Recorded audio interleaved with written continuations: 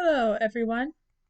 Once again, my name is Julie, and I am reading a review of Heaven Came Down, the first book of the Oculus Gate series by Brian Davis. I don't have a copy of this one to wave in front of you because I own it as an ebook, but I'll post a picture link in the post. Imagine a world where angels have descended from heaven, uniting mankind behind a common creed, ending war and crime. Sounds ideal, but there's a darker side. In Heaven Came Down, the first book in the Oculus Gate series, readers are introduced to a small band of freedom fighters who are desperate to free humanity from these angels. I've read most of Brian Davis's previous books, but this series takes a different angle, much more action-adventure than fantasy. It also takes place over a shorter time span, only 2 or 3 days rather than weeks or months. The fast pace and growing tension kept me reading it until I had finished. So, a few more comments here.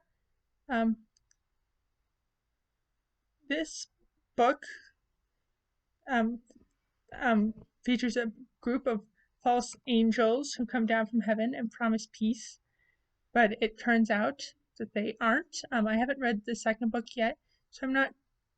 But from what I read in the first book, spoiler, it sounds like they're aliens of a sort, or possibly demons.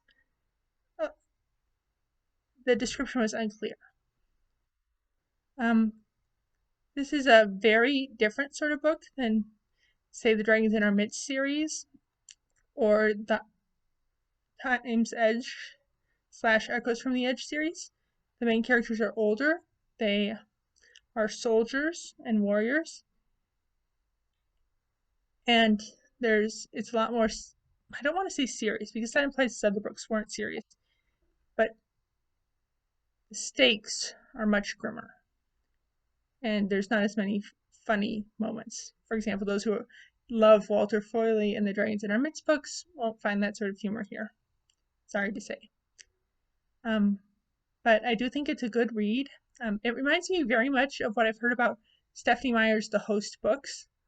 I haven't actually read The Host, so I don't know if that's actually a good comparison or not, but the basic concept is very similar, and so it might be a good book to give to people who aren't as into Christian fantasy and are more into, say, paranormal suspense or something.